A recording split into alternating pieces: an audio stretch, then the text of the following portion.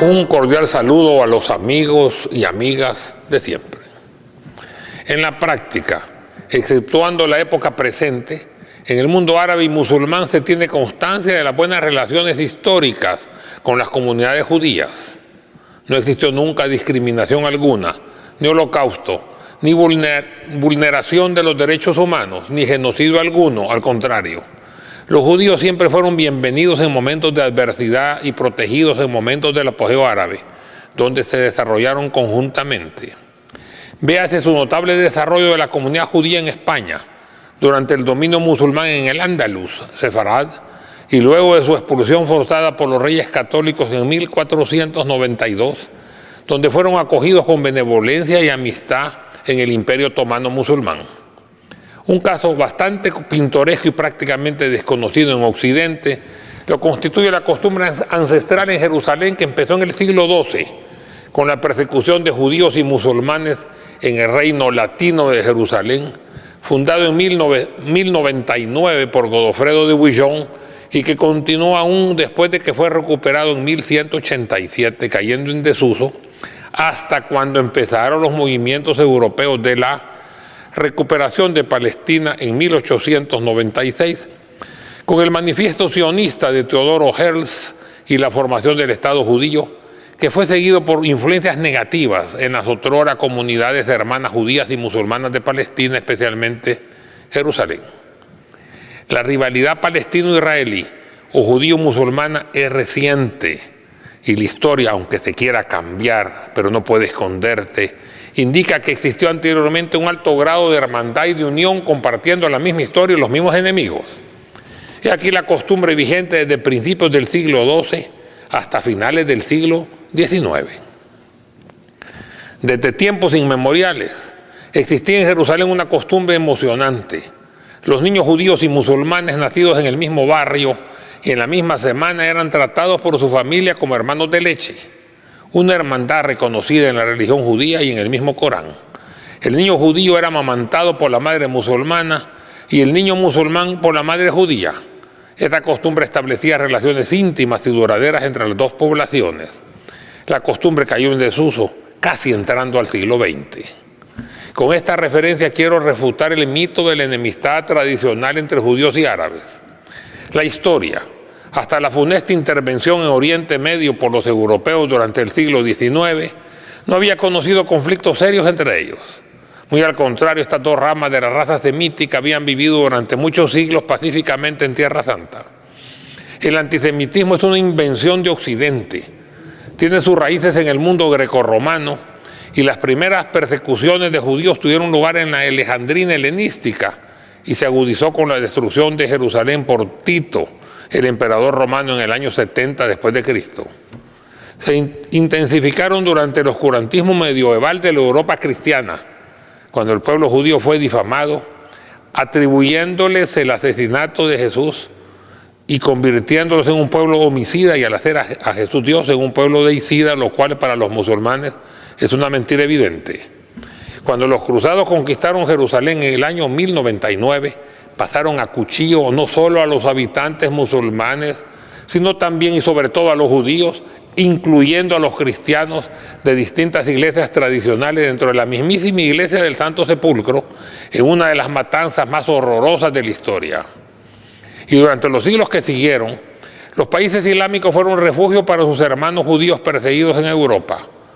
Las víctimas de la Inquisición española, los llamados sefardín o sefardíes, huyeron a los países árabes de África del Norte y hasta Egipto y el Oriente Medio, donde fueron recibidos fraternalmente e incluso recibieron puestos de gobierno.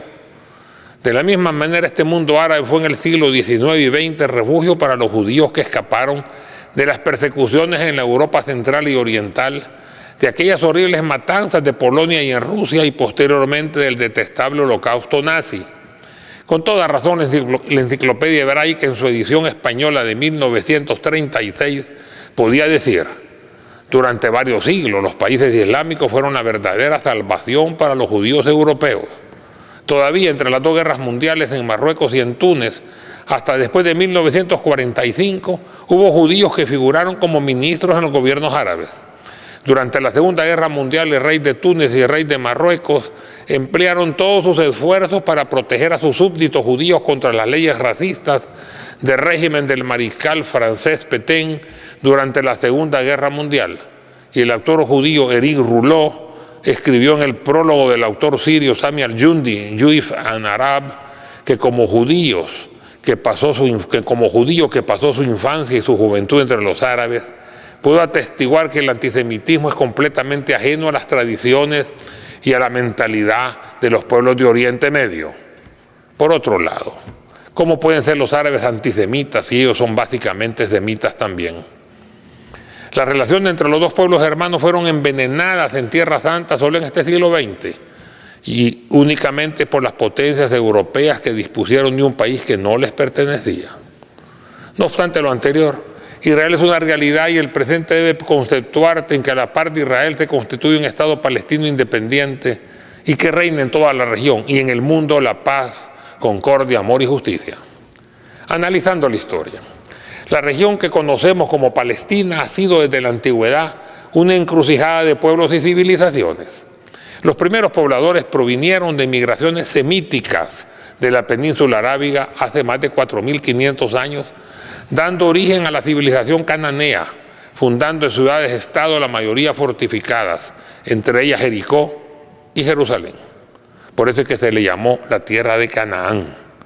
Jerusalén fue fundada hace 4.200 años por uno de los pueblos que conforma la estirpe palestina, los jebuseos pertenecientes al tronco cananeo. Su nombre original, Jerusalén, incorpora la palabra Salem, Salam, que significa paz. Los cananeos compartieron en completa armonía su territorio con los filisteos, quienes se establecieron en la costa y de esta manera tuvieron contacto los filisteos y mezcla racial con los pueblos del mar, sobre todo en las islas griegas y en especial de la isla de Creta. Algunos historiadores se confunden y consideran a los filisteos originarios de ella, pero eso fue tan solo una integración posterior. Otros consideran equivocadamente a los filisteos y a los cananeos como pueblos camitas. Basta ver sus idiomas para saber su origen semita emparentados con el idioma árabe. 1000 años después llegaron los hebreos a Palestina, conquistando la sangre y fuego. Los hebreos no fueron los primeros pobladores de Palestina y no fundaron Jerusalén. La conquista fue terriblemente despiadada. Basta leer el Antiguo Testamento para ejemplarizarla. Sin embargo, a pesar de esa conquista sangrienta, Jerusalén no pudo ser tomada por los conquistadores judíos. Fue dada en heredad a la tribu de Benjamín, pero permaneció en poder de los jebuseos hasta que posteriormente el rey David la tomó. Y David ordenó que no se tocara, ni matara, ni se torturara a ningún miembro de esa ciudad, Jerusalén. Como dice la Biblia, mas los hijos de Benjamín no destruyeron a los jebuseos que moraban en Jerusalén, y así quedaron habitando en dicha ciudad con los hijos de Benjamín hasta el día de hoy. Jueces, capítulo 1, versículo 21. Fuera de ello, la conquista nunca fue absoluta, y como dice el Antiguo Testamento, así pues, los hijos de Israel habitaron en medio del cananeo, y del eteo, y del amorreo, y del fereceo, y del heveo, y del jebuseo. Y se casaron con sus hijas, y dieron las suyas a los hijos de ellos, y sirvieron a sus dioses. Jueces capítulo 3, versículos 5 y 6. En el año 1020 a.C. se creó en Palestina el reino de Israel, siendo su primer rey Saúl y alcanzando su máximo esplendor con los reyes David y Salomón.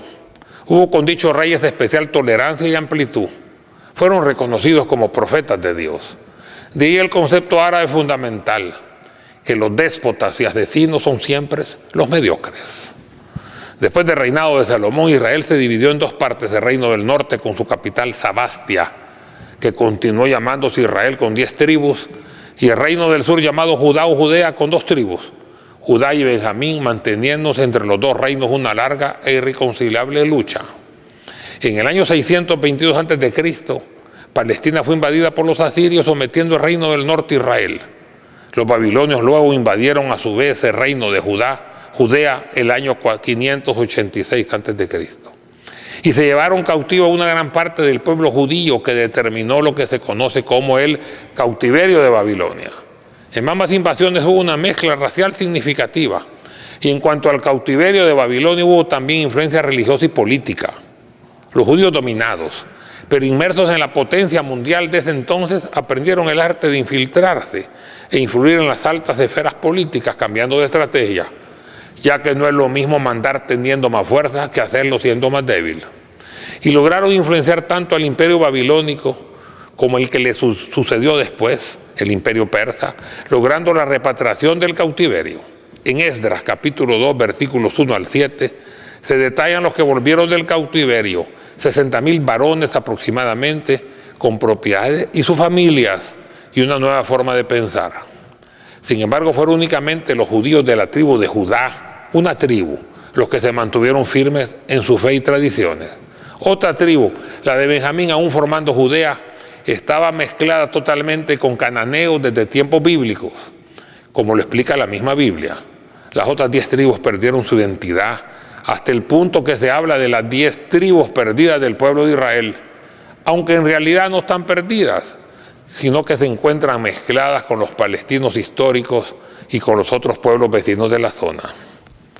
Debe aclararse que antes del establecimiento del Estado de Israel en 1948, Jerusalén como capital de Israel existió únicamente 70 años en toda la historia, durante los reinados de David y Salomón. Luego el reino dividido de Israel con 10 tribus tuvo como capital Sabastia, no Jerusalén. Jerusalén fue por más tiempo capital de Judea, no de Israel, ya que Israel desapareció como Estado. Los griegos establecieron ya en Palestina la tetrarca de Filipo, integrada por 4 provincias, Judea, Samaria, Galilea e Idumea, y posteriormente con el dominio romano solo se hablaba de regiones, no provincias. Por más de 2000 años solo se mencionó a Palestina como capital de Jerusalén. Los palestinos, musulmanes, judíos y cristianos vivieron siempre en paz mientras los cristianos europeos no aparecían. En tiempos de Jesucristo, la integración palestina estaba configurada. El hebreo ya había desaparecido como idioma y se hablaba arameo, una mezcla de hebreo con árabe, el idioma de Cristo. Los judíos propiamente dichos eran los habitantes de Judea e incluso ellos hablaban arameo. La mezcla con cananeos era evidente como lo determina la misma Biblia. Y en el caso de una de las 2 tribus de Judá, la de Benjamín, la mezcla llegaba al 100%. De esa forma, desde tiempos inmemoriales existía Palestina. Jesús nace en Belén, Palestina, y su madre, la Virgen María, también nació en Palestina, en Jerusalén. Ambos eran así, palestinos. Todos los apóstoles de Jesús eran galileos, con excepción de Judas Iscariote, e incluso uno era llamado el cananeo, Simón Cananeo, a diferencia de Simón Pedro. Mateo capítulo 10, versículo 3. Todos eran, sin embargo, palestinos, que allá era un país con un amasijo de razas diferentes como todos los países. Cuando regrese Jesús físicamente a la tierra por segunda vez, como lo atestiguan las profecías bíblicas y coránicas, que nosotros reconocemos como verdaderas y que la ciencia física puede fácilmente explicar a través de la contracción del tiempo, cuando aumenta la velocidad, el tiempo en la tierra sería aproximadamente 2000 años. En el marco de referencia del tiempo de Jesús, tan solo un escasísimo tiempo. Jesús, el verbo encarnado de Dios, vendría como se fue, idéntico, ya que será él mismo a su misma edad de 33 años. Ahí veremos su semejanza física con los palestinos, que se han mantenido semitas mucho más que la mezcla diferente a la que fue sometido el pueblo judío a través de su diáspora. Si racialmente Jesús es palestino, ¿qué hay de su religión? Nació evidentemente como judío, en ese tiempo la única religión que creía en un solo Dios. Se elevó al cielo como cristiano, ya que sus enseñanzas y su evangelio habían sentado las bases de una nueva religión, el cristianismo, y volverá como musulmán a poner orden y completar su misión. Es de aclarar, sin embargo, para que no se vea la tanta diferencia, que entre el cristianismo y el islam y el judaísmo también las coincidencias son muchas y las diferencias son pocas. Estas últimas producto de las interpretaciones, aplicaciones, desviaciones e incorrectas traducciones, no de la esencia original, que es prácticamente la misma. El mensaje original de Cristo y el comportamiento de la iglesia primitiva cristiana en los países del cercano oriente y norte de África, antes que el concilio de Nicea I, convocado por Constantino en el año 325 después de Cristo, uniformaba al imperio considerando como oficial la tendencia romana predicada por Pablo. El cristianismo primitivo era prácticamente igual al Islam, que se encuentra totalmente intacto en sus libros sagrados islámicos, cuyos originales existentes y sin cambio alguno desde el inicio pueden fácilmente consultarse. Por eso el emperador Negus de Etiopía, Abisinia, un reino cristiano en ese momento de máximo esplendor, cuando protegió a los primeros musulmanes que se refugiaron en él al ser perseguidos por los idólatras de la Meca, contestó después de analizar el Sagrado Corán que las diferencias entre el cristianismo y el islam no eran mayores que el grosor de una línea que dibujó en el suelo con su cayado. Los cambios posteriores del cristianismo a través de diferentes concilios y la práctica errónea de algunos fanáticos musulmanes enseñan una diferencia notable realmente inexistente. Los verdaderos musulmanes seguimos a Allah a través de las enseñanzas de sus mensajeros, principalmente Abraham, Moisés, Jesús y Mohammed. Que la paz y las bendiciones de Allah sean siempre sobre ellos. Amén.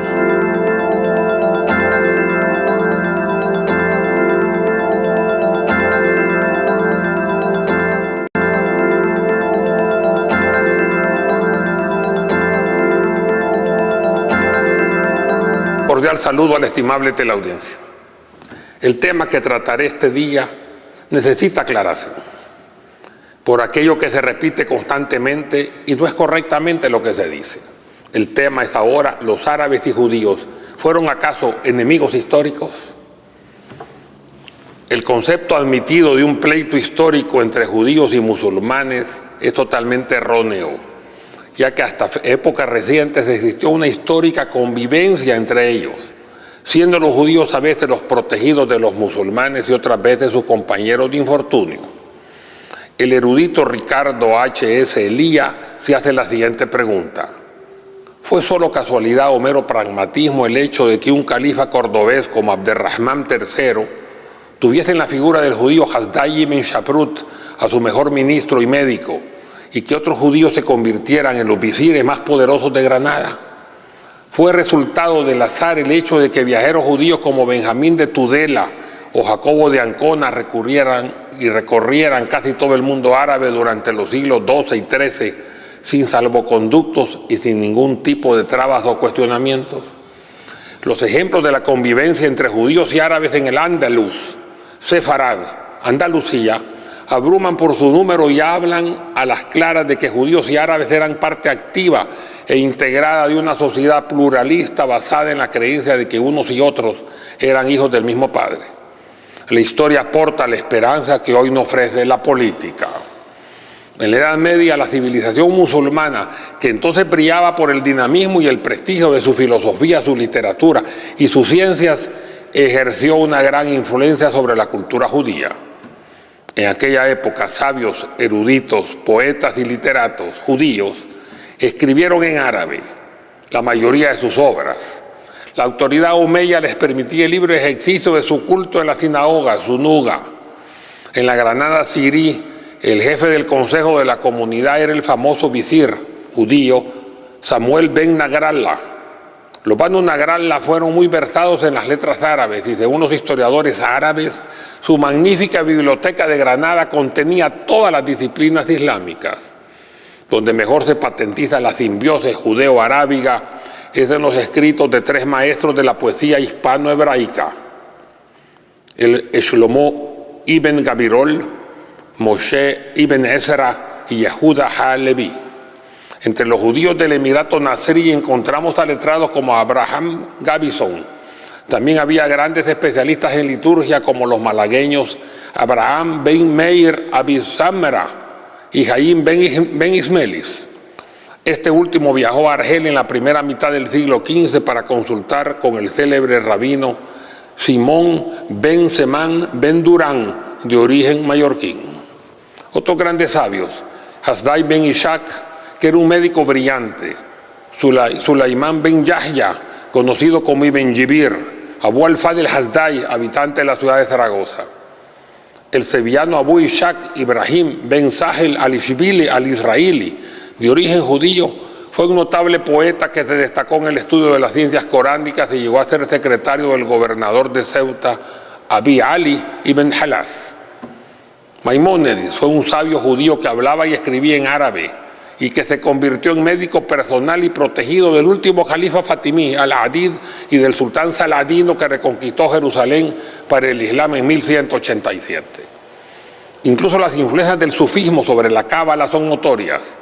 No es ninguna casualidad que Moisés de León, que residió una buena parte de su vida en Guadalajara, España, publicara el Sefer HaZohar, el libro del esplendor, obra considerada por los cabalistas como el auténtico libro sagrado de la cábala. Pero la interacción judeo-musulmana no se redujo al Andaluz, sino que se extendió a todo el mundo árabe e islámico de entonces.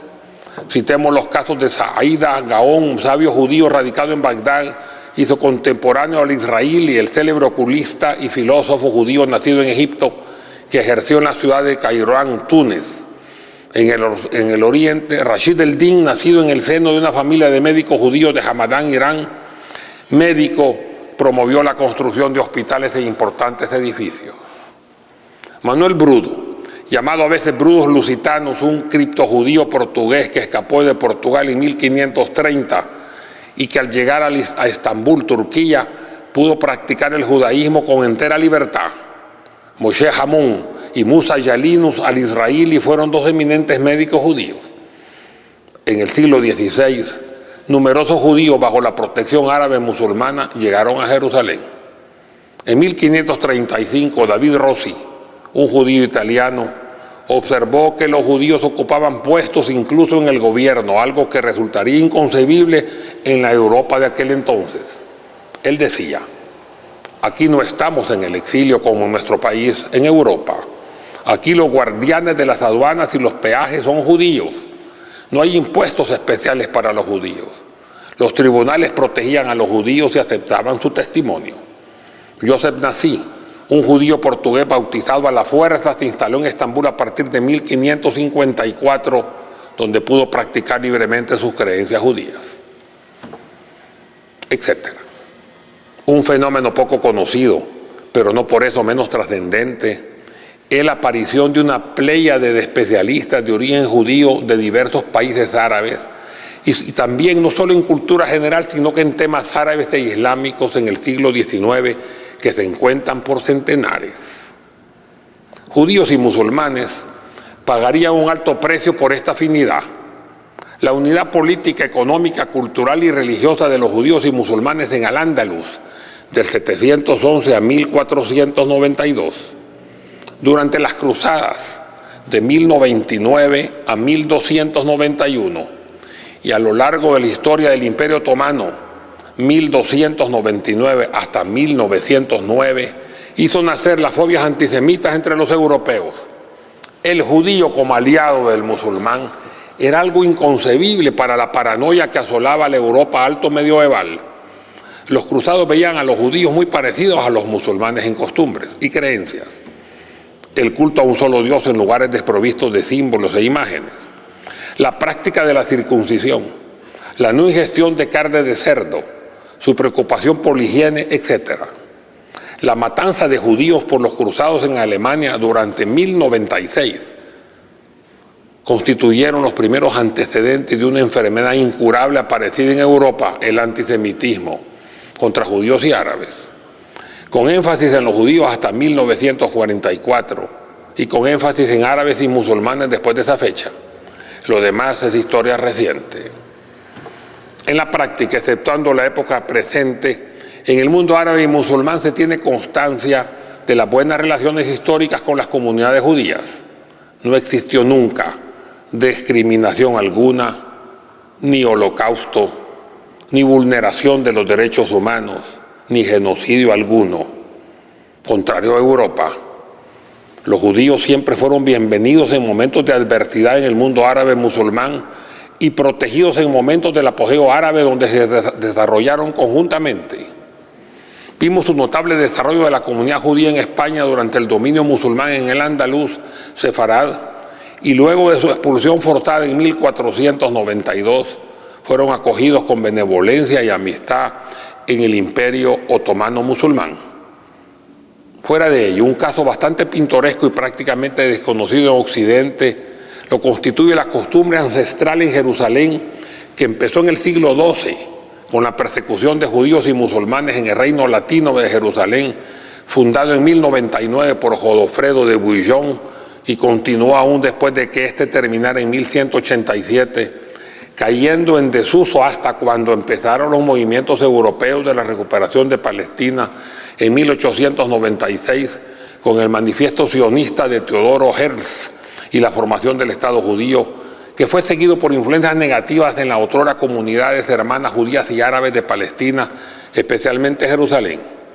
La rivalidad palestino-israelí es reciente y la historia que no puede esconderse indica que existió anteriormente un alto grado de hermandad y de unión compartiendo la misma historia y los mismos enemigos.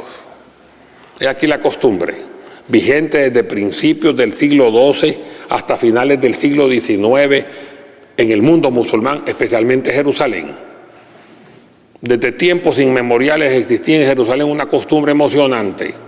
Los niños judíos y musulmanes nacidos en el mismo barrio y en la misma semana eran tratados por sus familias como hermanos de leche, una hermandad reconocida en la religión judía y en el mismo Corán. El niño judío era amamantado por la madre palestino-musulmana y el niño árabe musulmán por la madre palestina judía. Esta costumbre establecía relaciones íntimas y duraderas entre las dos familias y las dos poblaciones. La costumbre cayó en desuso hasta entrando al siglo XX.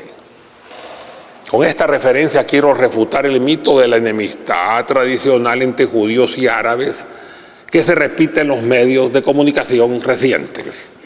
La historia, hasta la funesta intervención en Oriente Medio por los europeos durante el siglo XIX y siglo XX, no había conocido conflictos serios entre ellos. Muy al contrario, estas dos ramas de la raza semítica habían vivido durante muchos siglos pacíficamente en Tierra Santa y en todo el mundo árabe musulmán. El antisemitismo es una invención de Occidente, tiene sus raíces en el mundo grecorromano y las primeras persecuciones de judíos tuvieron luego en la Alejandría helenística y se agudizó con la destrucción de Jerusalén por Tito, el emperador romano, en el siglo I, año 70 después de Cristo. Se intensificaron durante el oscurantismo medieval de Europa, cuando el pueblo judío fue difamado atribuyéndole el asesinato de Jesús sin serlo. Cuando los cruzados conquistaron Jerusalén en el año 1099, pasaron a cuchillo a todos los palestinos que encontraron allí, no solo a los habitantes musulmanes, sino también a los judíos y al final a los cristianos de distintas iglesias tradicionales dentro de la mismísima iglesia del Santo Sepulcro, en una de las matanzas más horrorosas de la historia. Y también durante los siglos que siguieron, los países árabes fueron refugio para sus hermanos judíos perseguidos en Europa. Las víctimas de la Inquisición española, los llamados sefardín o sefaradíes o sefardíes, huyeron a los países árabes del África del Norte y a Egipto y el Oriente Medio, donde fueron recibidos fraternalmente. E incluso recibieron puestos de gobierno en las mismas cortes del Imperio Otomano musulmán. También se embarcaron juntos al nuevo continente durante la colonización española de las Américas. De la misma manera, este mundo árabe fue en el siglo XIX y XX refugio para los judíos que escaparon de las persecuciones en la Europa central y oriental, de aquellas horribles matanzas de Polonia y Rusia y posteriormente del detestable holocausto nazi. Con toda razón, la Enciclopedia Hebraica en su edición española de 1936 decía: durante varios siglos, los países islámicos fueron la verdadera salvación para los judíos europeos. Todavía entre las dos guerras mundiales en Marruecos y en Túnez, hasta después de 1945, hubo judíos que figuraron como ministros en los gobiernos árabes. Durante la Segunda Guerra Mundial, el rey de Túnez y el rey de Marruecos emplearon todos sus esfuerzos para proteger a sus súbditos judíos contra las leyes racistas del régimen del mariscal francés Pétain durante la Segunda Guerra Mundial. Y el autor judío Éric Rouleau escribió en el prólogo del autor sirio Sami al-Jundi, Juif et Arab, que como judío que pasó su infancia y su juventud entre los árabes, puedo atestiguar que el antisemitismo es completamente ajeno a las tradiciones y a la mentalidad de los pueblos de Oriente Medio. Por otro lado, ¿cómo pueden ser los árabes antisemitas si ellos son básicamente semitas también? No obstante lo anterior, ojalá que la paz y la concordia, revestidas de justicia, se entroniten en los momentos presentes en el Medio Oriente y en todo el mundo. En el caso de Tierra Santa, los problemas son complicados y parecen insalvables, pero para Dios, el único Dios, el Dios de todos y todas, no hay nada imposible. Pidémosle a ese Dios, uno solo, único, poderoso, todopoderoso y todo misericordioso, que establezca la paz universal que la humanidad tanto necesita. Amén.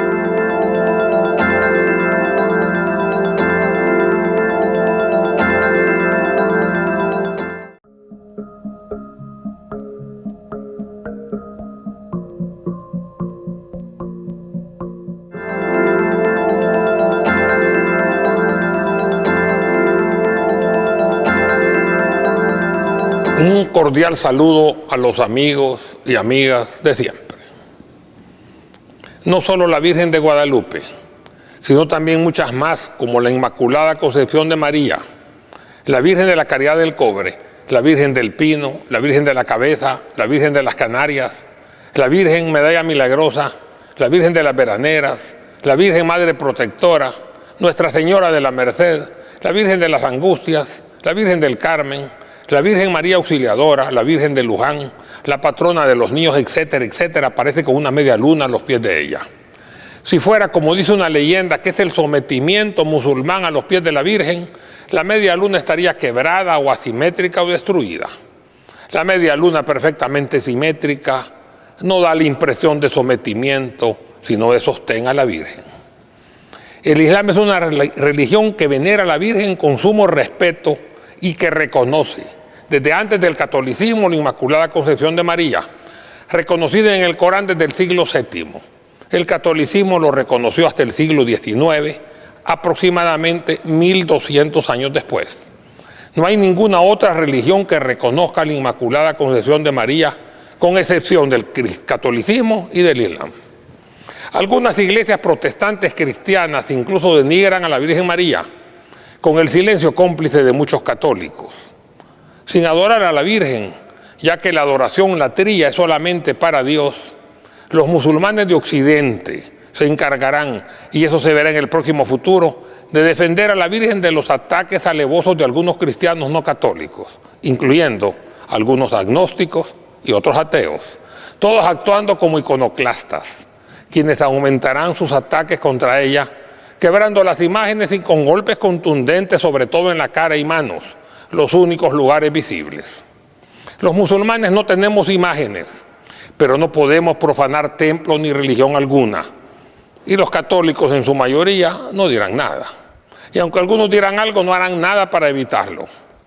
Con la conversión forzada de moriscos árabes musulmanes de la España medieval y con la costumbre de la España de los siglos XVI y XVII de devoción a la Virgen María, que se ha perdido en la Europa del siglo XXI, incluyendo España con más del 50% de agnósticos y ateos, esa devoción histórica a la Virgen pudo ser mejor asimilada por los musulmanes conversos al catolicismo que la creencia en un Hijo de Dios, Jesús, o la Trinidad de tres personas distintas y un solo Dios rechazado con firmeza en el Corán, y cuyo concepto básico del Islam es la unicidad de Dios. Debe comprenderse además que los moriscos eran magníficos artesanos. La construcción de iglesias, vitrales e imágenes estaba a cargo básicamente de moriscos conversos.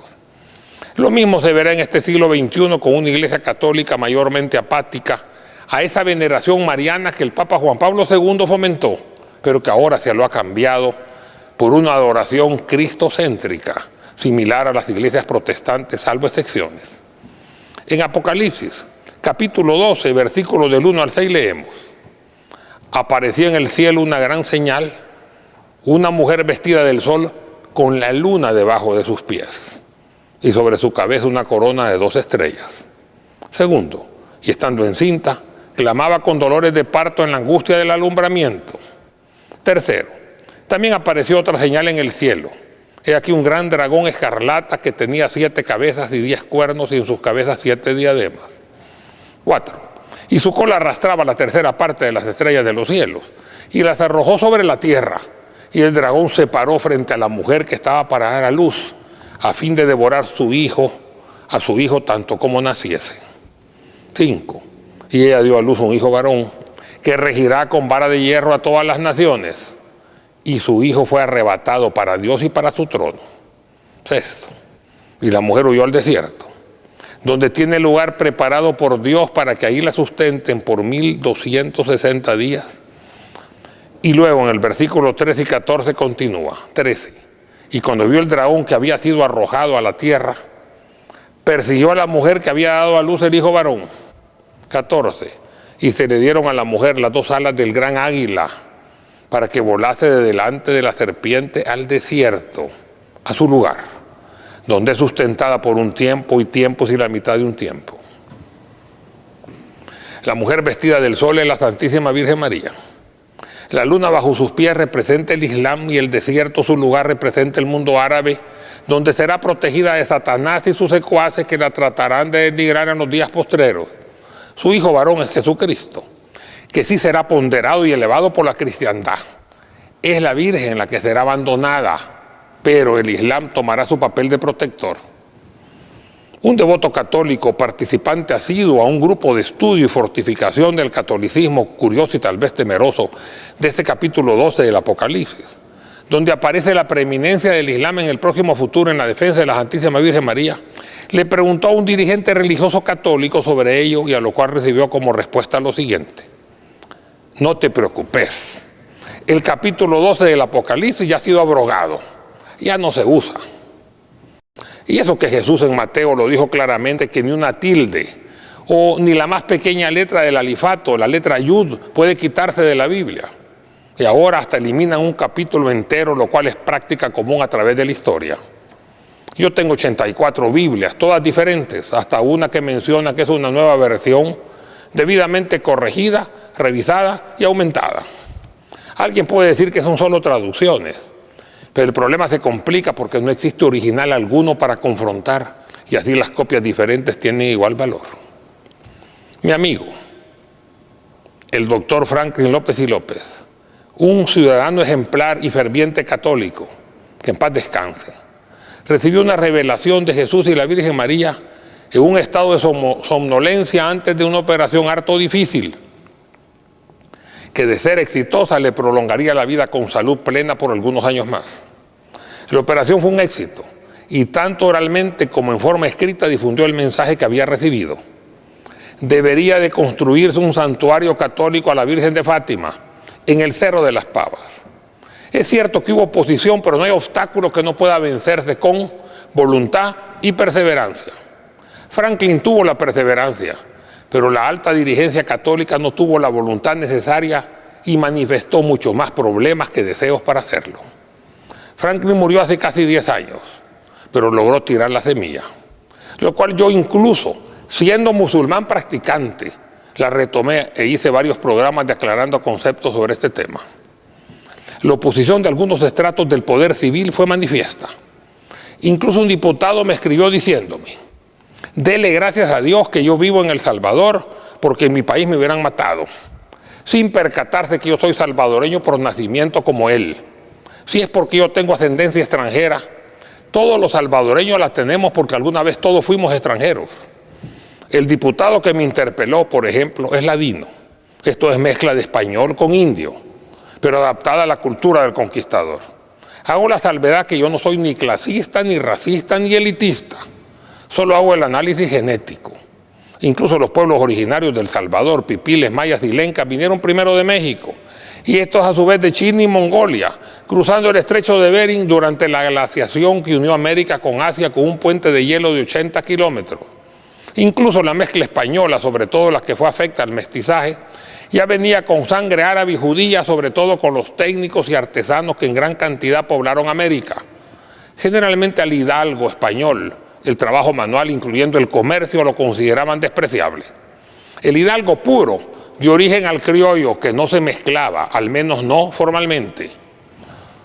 Siguiendo el tema, sin embargo, el obstáculo mayor fue de las autoridades eclesiásticas católicas, que debían darle luz verde a la idea. Ni siquiera se dio luz a María, siempre roja. Yo, aparte de ofrecer ayudar a construir este templo católico a la Virgen de Fátima, que hoy nuevamente lo menciono en este programa, decidí, si Dios me lo permite, construir una mezquita musulmana que se denominará Santísima Virgen María. Como en la mezquita no disponemos de imágenes y en la sala de oración, la musalla, solo adoramos a Dios, Allah, que tampoco puede ser ni dibujado ni representado porque es infinito. No hay criatura alguna, incluyendo a los seres celestiales, ni mente humana capaz de comprender el infinito, Dios. Dios no se ve, tan solo se siente, y en nuestra adoración sentimos que Dios nos ve. Para un musulmán decir que el hombre es así, imagen y semejanza de Dios, es un error garrafal, incorrecto desde todo punto de vista. Sin embargo, afuera de la mezquita, en una gran extensión de jardines y flores, donde prevalezcan rosas de Castilla de diferentes tonalidades y colores y claveles rojos, y árboles que se engalanan con flores, especialmente árboles de fuego, cortés blanco, preferiblemente de flores amarillas y maquilihues, estará una gruta donde la imagen de la Virgen no se verá, solo los rayos de luz que se desplazarán alrededor de un espacio coronado con flores abajo y con una media luna como sostén. Hablo de ello porque si bien es un tema debatido hace varios años en televisión, recientemente en una reunión en Casa Presidencial, donde asistimos líderes de las diferentes iglesias, un dirigente religioso católico al verme, tal vez reconociendo mi participación infructuosa en tratar de llevar a cabo la construcción del santuario católico de la Virgen de Fátima en el Cerro de las Pavas, me dijo: fui al santuario de la Virgen de Fátima. Y yo le contesté: en Portugal. A lo que él me dijo: no, en el Cerro de las Pavas. Ah, le dije, a la media agua que han construido. Y luego le afirmé nuevamente: si ustedes finalmente deciden, yo les consigo el dinero para la construcción de un impresionante santuario católico digno para la Virgen de Fátima en el Cerro de las Pavas. Y él me contestó: no es el dinero el problema, son los diputados. Yo le repliqué: le consigo el voto mayoritario de los diputados. Y él no me dijo nada. Un silencio sepulcral de ambos duró 5 segundos. Yo no sé lo que él pensó en ese momento, ni le pregunté. Yo sí pensé: católicos. Y luego tomé de nuevo la palabra y le hablé de los planes del Islam en nuestro país de construir la mezquita grande, Al-Masjid Al-Kabir, Santísima Virgen María, que ya detallé en el principio de este programa. Y luego le añadí: le voy a dar una premonición. Profecía no, porque los verdaderos profetas se acabaron. Profeta es aquel que trae un nuevo mensaje de Dios. Yo no soy profeta, pero le voy a decir lo que yo pienso. Como una premonición, dije antes. En un plazo aproximado de 10 años, la Santísima Virgen María se aparecerá en El Salvador. Irá a ver su santuario en el Cerro de las Pavas y se lo ve como está. Se irá a nuestra mezquita, su mezquita, y aparecerá en la gruta justo en el espacio donde no hay imagen, con la luna a sus pies, las flores abajo y los rayos de luz alrededor de ella. No la verán todos, solo los niños y niñas y también los humildes. Allahu Akbar, Dios es lo más grande. La veneración a la Santísima Virgen María no se le hemos prestado a nuestros hermanos católicos, sino que le hemos obtenido del Sagrado Corán. Esto es así, una respuesta colectiva para muchos católicos que se extrañan, y algunos de ellos me preguntan por qué un musulmán habla también de la Virgen María. A esto aclaramos que la mención de la Virgen María en el Corán es incluso más sublime y bella que en el Nuevo Testamento. María en el Islam es el paradigma de la perfección de la mujer, y su historia adquiere tanta relevancia que la revelación coránica le ha dedicado todo un capítulo, la Sura 19, que lleva su nombre, además de ser mencionada en otros capítulos, entre ellos en Sura 3, la familia de Imrán, Joaquín, o sea, la familia de la Virgen María. María, Mariam, es la mujer más venerada de los musulmanes. Los pasajes de libros sagrados que datan tanto del comienzo de la revelación, así como de sus fases más tardías, subrayan la eminencia y la perfección de María, lo mismo que informan de las circunstancias que han rodeado el nacimiento milagroso de su hijo. El profeta, la paz y bendiciones sean con él, afirmó en un dicho famoso que María, la madre de Jesús, nació inmaculada y que tuvo un hijo también inmaculado, Jesús, sin contacto carnal, y que María es la mujer más pura que ha habido y habrá. En Sura 3, María era asistida por los ángeles en el templo y aparecían milagrosamente ante ella frutos y comidas que no correspondían incluso a la estación. Esto provocaba asombro de Zacarías, sacerdote y profeta por la elevada posición de María ante su Señor. Dice el Sagrado Corán a este respecto. Y cuando los ángeles dijeron, Mariam, Dios te ha escogido y purificado, te ha elegido por sobre todas las mujeres del universo. Corán 3:42. Dios estaba siempre pendiente de ella, como dice la oración que en árabe es Salam Aleiki Mariam, la paz sea contigo María, ya que Ave María y Dios te salve son saludos romanos. Llena eres de gracia, el Señor Allah es contigo, bendita tú eres entre todas las mujeres y bendito el fruto de tu vientre, Jesús. Santa María, Madre de Jesús y sierva sumisa de Dios. Amén.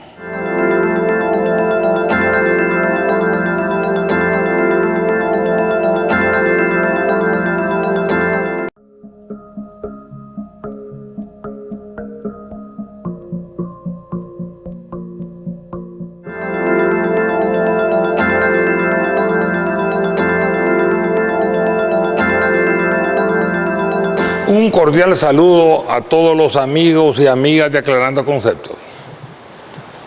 La presentación de Jesús, el Verbo encarnado de Dios, en este programa, un tanto diferente en el Sagrado Corán, no es un deseo de confrontar con nuestros hermanos cristianos, sino una forma clara de explicar lo que el Islam dice al respecto a pesar de las diferencias.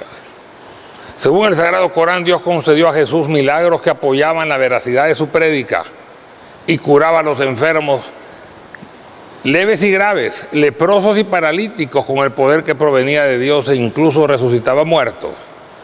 Pidió que se descendiera del cielo una mesa servida para él y sus discípulos para convencer a los escépticos.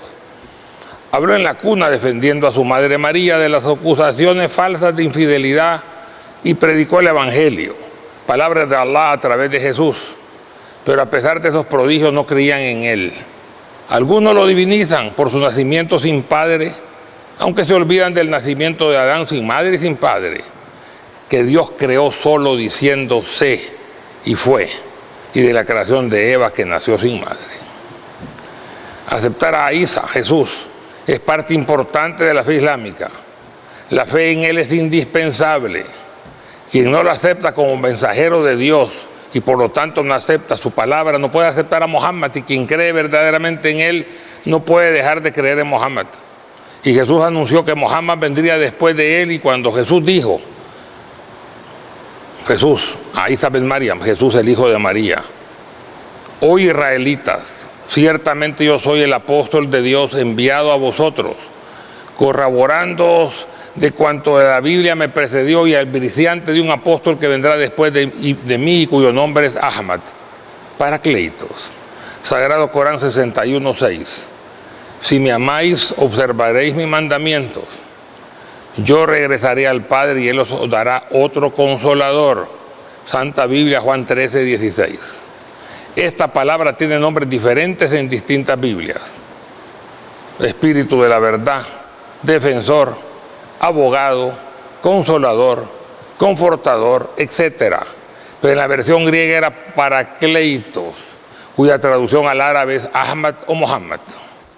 Más adelante dice Juan 13, 24, 26, el que no me ama no guardará mis enseñanzas. La doctrina que escucháis no es mía, sino de quien me envió. Os he dicho estas cosas estando con vosotros, pero el Paracleitos que el Padre enviará después en mi nombre, Él os enseñará todo y os recordará cuanto os he dicho. Definitivamente ese enviado es Mohammed, y es fácil darse cuenta de la similitud del mensaje del Corán con el mensaje original de Jesús, esto es, con el cristianismo primitivo. Esta similitud es incluso mayor que con el cristianismo actual, que sigue más las enseñanzas de Pablo que de Jesús. En el Islam se recuerda repetidamente a Jesús y a su Santa Madre María. Encontramos en el Sagrado Corán una sura exclusiva dedicada a María y que lleva su nombre, donde se relata el nacimiento de Jesús. Encontramos asimismo que la tercera sura del libro sagrado lleva el nombre de la familia de Imrán, Joaquín, que era el padre de la Virgen María. La quinta sura se denomina la mesa servida, en la que se relata el descenso de la cena de los cielos para Isa, Jesús y sus compañeros. Dios nombra en el Sagrado Corán 25 veces a Jesús y a María 34. La fe de los musulmanes en Jesús es la misma que en él tenían los discípulos. Los evangelios antiguos se calcula que fueron más de 300, entre ellos el de Bernabé y el de Tomás, del que se encuentran algunas copias en importantes museos europeos. Varios de esos evangelios declaran que Jesús no es Dios, ni su Hijo de naturaleza divina, sino solamente el Verbo encarnado de Dios, creado por Dios de una manera diferente. En cuanto al sentido del término Espíritu de Allah, significa que cuando fue concebido en su madre por la palabra divina Kun, sé, le infundió con esta palabra su espíritu humano por intervención directa. Las autoridades romanas que gobernaban Jerusalén vieron en Jesús un peligro que amenazaba su despotismo e idolatría. Los sacerdotes del templo también confabularon. Los romanos ordenaron que fuera crucificado, pero según el Corán, Jesús fue salvado y ascendió a los cielos por gracia de Dios, y su crucifixión no fue finiquitada. Existen numerosos hadices del profeta Muhammad que confirman la veracidad del retorno de Jesucristo a la tierra en los últimos tiempos para predicar el Tawhid o el Ikhlas, la unicidad de Dios, y administrar justicia. Dijo, por ejemplo, el profeta Muhammad: cuando Dios envía a Jesús, hijo de María, este descenderá junto a un minarete blanco al este de Damasco, con 2 capas amarillas apoyadas sus manos sobre las alas de 2 ángeles. Él descenderá físicamente y al verlo lo reconoceréis. Es hombre de talla media y sonrosado. Jesucristo se elevó con cuerpo y alma, con seres de luz, ángeles, y volverá físicamente a la tierra tal como se elevó. Esto está demostrado ahora físicamente porque el tiempo se reduce con la velocidad. Para nosotros habrán pasado 2000 años aproximadamente, para Jesús escasos minutos o escasas horas. La no muerte de Jesús en la cruz no disminuye en nada su grandeza ni la omnipotencia de Dios. Para el Islam no es necesaria su muerte en la cruz porque no aceptamos que con ella limpió nuestros pecados. Nosotros seguimos siendo responsables de nuestros actos, y la aceptación de Jesús y su mensaje es la enseñanza y el camino para llegar al cielo cumpliendo con los mandatos de Allah. No es una salvación automática con solo creer en Él. Esto último es extremadamente placentero y fácil al extremo, pero contradice el principio coránico, incluso el mandato bíblico, que la fe sin obras no vale nada. Jesús es grande, pero Allah es más grande todavía. Jesús lo reconoce al decir Elohi Akbar, que significa que Dios es más grande, y que en árabe los musulmanes decimos Allahu Akbar, y que fue traducido por los griegos y romanos como mi Padre es mayor que yo, Juan 14:28. El rapto o arrebatamiento. Por otro lado, Jesús bajará solo una vez más, esto es, en total 2 veces, y físicamente a la tierra. Los que creen en 3 venidas, incluyendo una segunda manera de rapto o arrebatamiento en una nube semi-invisible, ya que solo la verán algunos y que no bajará a la tierra, es solo un error de traducción. Las palabras del arameo o del árabe para indicar raptar o confortar son tremendamente parecidas, y de esa manera los verdaderos creyentes que esperan ser arrebatados antes de que la tribulación tan solo serán confortados para soportar con fe y fortaleza las tragedias que a todos nos golpearán irremediablemente, a unos más que a otros. De todas maneras, ¿qué acaso no empezó ya la tribulación? Véase el tsunami en Asia y las destrucciones en Nueva Orleans, Haití, Chile, Río de Janeiro, China, Japón, etc. Y otras tragedias que se multiplicarán en el próximo futuro. De todas maneras, si acaso existiera el arrebatamiento, recordamos a todos los dirigentes religiosos de todas las creencias, que si bien por razón de su cargo tienen el derecho de usufructuar un mayor porcentaje de los beneficios, también tienen el deber ineludible de responder con mayor responsabilidad y vehemencia por toda la comunidad que representan en tiempo de crisis, siendo incorrecto de ser los primeros en irse en los momentos de dificultad o de crisis, al presentarse las dificultades. Para aquellos dirigentes que incluso están esperando ser arrebatados, insistimos en que en un momento de crisis, lo que se denomina también como tiempos de tribulación, el dirigente religioso, aún en el caso de ser escogido para ser arrebatado, si existiera tal arrebatamiento, tiene que renunciar a ello pidiéndole a Jesús que no lo lleve, debiéndose quedar en la tierra protegiendo a su grey, a la que le toque quedarse, a soportar mejor los tiempos de tribulación. ya que no todos serán arrebatados. Si abandonan a los que se quedan, ¿para qué tener dirigentes? Está bien que tengan mayores privilegios e incluso usufructen en primer lugar los diezmos, en caso de abundancia o normalidad, pero en caso de desgracia, el verdadero líder se queda defendiendo a su grupo, llámese como se llame, incluso arriesgando su vida o hasta perdiéndola. Somos exigentes y bastante codiciosos, y así nos dejamos convencer por aquellos que nos ofrecen las mejores ofertas, llámese el paraíso en la tierra o el paraíso en el cielo, sin comprender que no hay almuerzo gratis, o analizar si las ofertas son ciertas. El caso se complica cuando los ofertantes presentan la recompensa en carácter exclusivo. Solo nuestra religión salva. Si no nos sigues, estás condenado. La única forma de salvarse es seguir este camino, etc. No estamos en contra de ofertar una ideología o predicar una religión. Lo malo es considerarla exclusiva y condenar a los demás. Esto es aumentar la confrontación y la intolerancia. El anticristo. Finalmente es bueno aclarar que cuando Cristo baje estará reinando el anticristo, quien gozará de poder, buenos carros, relojes de oro, joyas, diamantes y prosperidad. Y que dirá que es Jesucristo y por consiguiente Dios, y hará milagros y pedirá que lo adoren.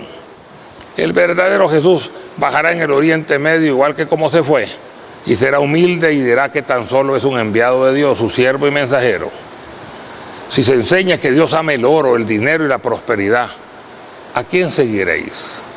Si la fortuna es exhibida y usada por los dirigentes, ¿a quién os pareceréis? ¿Al Cristo del pollino o al Cristo del reloj de oro y bienes en abundancia? ¿Al que dice que Dios y ostentará riquezas o al humilde que vendrá como se fue? ¿Al ostentoso que dirá que Dios y pedirá que se le adore? ¿O al humilde que dirá a Allah que no se haga mi voluntad sino la tuya de nuevo, y que no pedirá que se le adore sino que se adore al Altísimo, con la misma oración que Él nos enseñó antes? Dios nuestro que estás en los cielos, santificado sea tu nombre. Venga a nosotros tu reino, hágase Señor tu voluntad, así en la tierra como en los cielos. El pan nuestro de cada día danoslo hoy, y perdona nuestras ofensas como nosotros perdonamos a los que nos ofenden. Y no nos dejes caer en tentación, mas líbranos de todo mal. Amén. Los musulmanes seguirán al humilde, al enviado de Dios, al Mesías, Jesús el Hijo de María. La paz de Dios sea con él y con su madre. En el capítulo 2, versículo 4 del Corán se establece que los musulmanes deben de creer no solo en el Corán, la revelación proveniente de Dios dada al profeta Muhammad, sino también en las revelaciones anteriores. De esta forma, la Torá de Moisés, los Salmos de David y el Evangelio de Cristo son, entre otras, también revelaciones provenientes de Dios, en las cuales los musulmanes debemos creer. Eso es así una demostración de amplitud y ecumenismo espectacular. El capítulo 384 del Sagrado Corán asimismo explica: decid, creemos en Allah y en lo que ha sido revelado, y lo que fue revelado a Abraham y a Ismael y a Isaac y a Jacob y a las tribus, y aquello que fue dado a Moisés y a Jesús y a los profetas de su Señor. No hacemos distinción entre ninguno de ellos y solo a Dios nos sometemos. Leamos también en el Sagrado Corán: oh gente del libro, cristianos y judíos, venid a una palabra igual entre nosotros y vosotros, que no adoraremos excepto a Dios y que no le asociaremos nada, y no tomaremos a otros como dioses aparte de Allah. Corán 3:64. Es este posiblemente el llamamiento más antiguo que puede encontrarse en un texto sagrado al diálogo interreligioso. Un llamamiento a ponerse de acuerdo para evitar disputas y conflictos, para unir fuerzas en la creencia de un mismo y único Dios. Hay dirigentes religiosos de religiones cristianas no católicas que rechazan el ecumenismo y buscan la confrontación atacando descaradamente a otras doctrinas, especialmente lo que se llama las iglesias de la prosperidad. Pedimos al único Dios de todo, todos y todas, los perdone, los ilumine y los saque del error. El Sagrado Corán, cuyo texto original en lengua árabe, tal como fue revelado a lo largo de 23 años por el arcángel Gabriel al profeta Muhammad, fue memorizado y escrito por sus compañeros y seguidores en un llamamiento continuo a la unidad de los creyentes. Léase: Innamal mu'mina ihwa, ciertamente los creyentes son hermanos.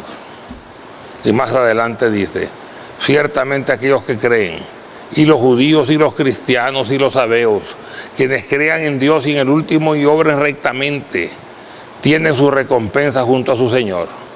No habrán de temer y no estarán tristes. Corán 2:62. Hay que aclarar que los millones de cristianos de lengua árabe no conocen otra palabra para nombrar a Dios, solo Allah.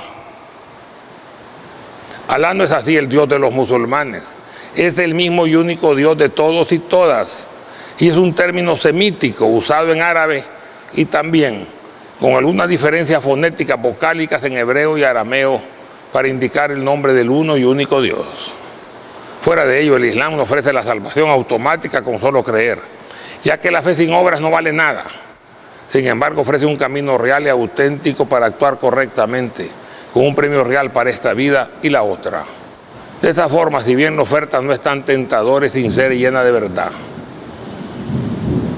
¿De qué sirve ofrecer algo que llene de placer y alegría mundana para luego darnos cuenta, cuando sea demasiado tarde, que eran falsas esperanzas? Lo vemos en los grandes ofrecimientos de ganancias económicas inesperadas. Mucha gente las prefiere a las oportunidades razonables para darse cuenta posteriores que fueron estafados. Al menos en esta vida algo se puede hacer, pero en la otra, si nos equivocamos, estaremos perdidos. El Corán no es sino una amonestación dirigida a todos los mundos, y tened por seguro que pasado un tiempo conoceréis lo que anuncia. Sagrado Corán 38, versículos 87-88. Salam aleikum wa rahmatullah wa barakatuhu. Que la paz de Dios, su misericordia y sus bendiciones se derramen sobre toda la humanidad. Amén.